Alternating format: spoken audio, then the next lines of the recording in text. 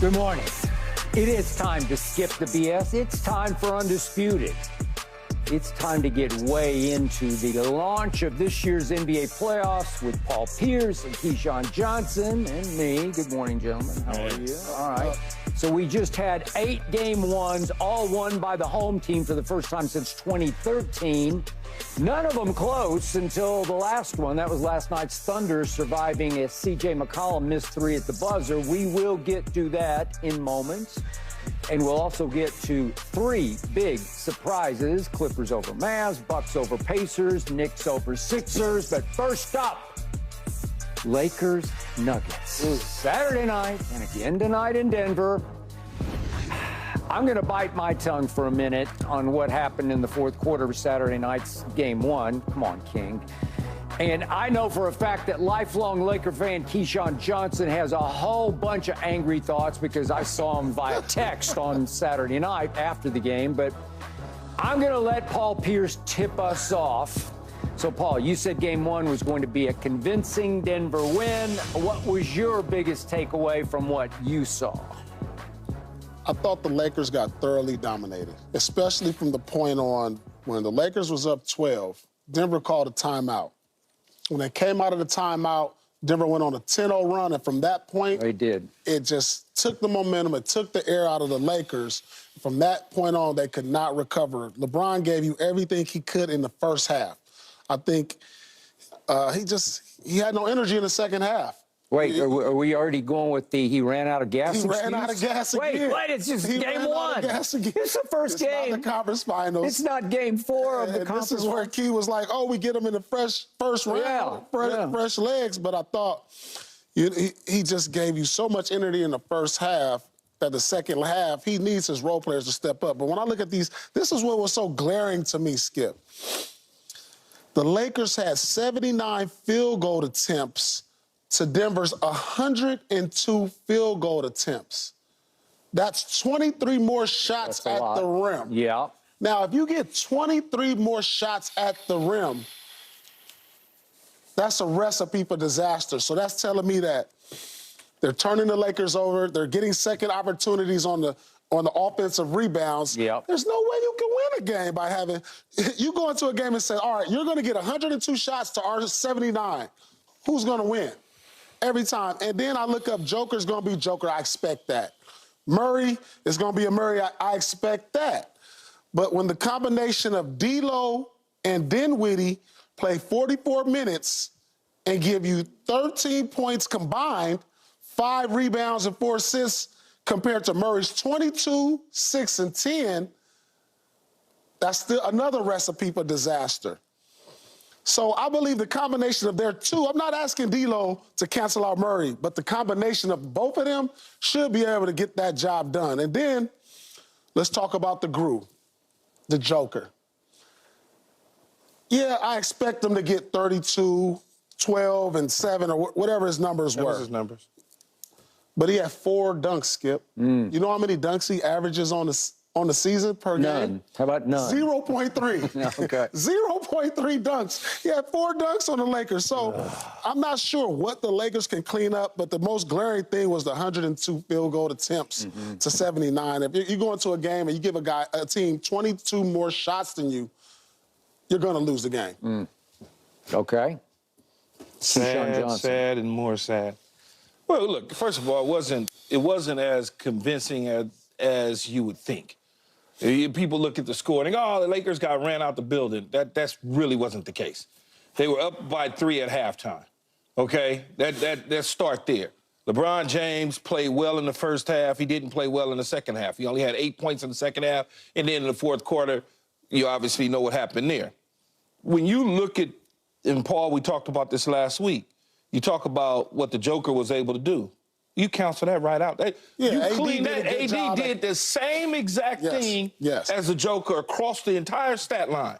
One here, one there, plus or minus on certain things. That's it. He counseled wiped it clean. From AD, though. He did. He dunked. Right. He got a lob. Cancel it out. Just now you start saying, well, what about Jamal Murray? Well, Jamal Murray didn't play that great. But even with LeBron's first half and lack of second half, You can just take that, clean that on up with Murray. You just clean that right on up with Murray. You cancel that out. So Bron canceled out Murray. Yeah, so you cancel that out. So both of them canceled out.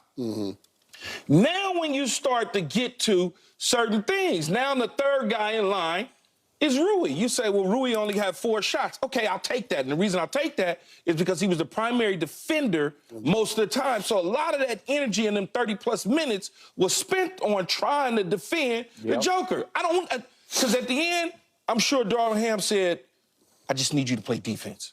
I need you to just push him around, beat him up as much as you can till we get some help. Let's try that. Okay, so he didn't get the touches. He only had 4. And that's okay. Now you start to talk about the other 3 guys. You start talking about guys that got significant minutes. Yeah. Starting with D'Angelo, okay?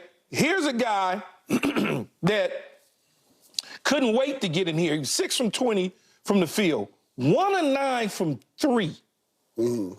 Okay?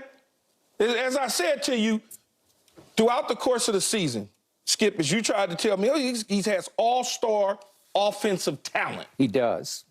Can't argue with that at It's times. that guy we saw by himself score 44 against the Bucks. Yeah. 44 against Milwaukee, then 1 of 7 the next game. I got you. So this is where this is falling in line at now. Yeah. Now all of a sudden he was hot against the Pelicans. He was cooking. And now we get this again. It's almost like I don't understand. Is it Denver's uniform? Is it the way the players look? Is it the environment? Like, what is it that makes him all of a sudden shrink to the point where King James is side-eyeing him every time he touched the ball? When he shoot, you just look at some of the footage. LeBron's head drops to the ground. So it was just like, man, I don't even want to talk to you. And so now you start there. Then you go into Austin Reeves that tried. I mean, he missed some shots, but he still was out there cooking. I don't believe he got enough opportunities. I agree. I don't think he got enough, but need a little bit more out of him. Now when you get to the bench and Dinwiddie, you don't get anything out of that. Give me them minutes back, man. Give me them 13 minutes back. If you're going to play like that for them 13 minutes, we can get them 13 minutes to somebody else. That's true. That's one of the biggest problems. They was in it. They was, even with LeBron's lack of playing in the fourth quarter and attempting field goals and going to the corner and just standing over there, they still was in it.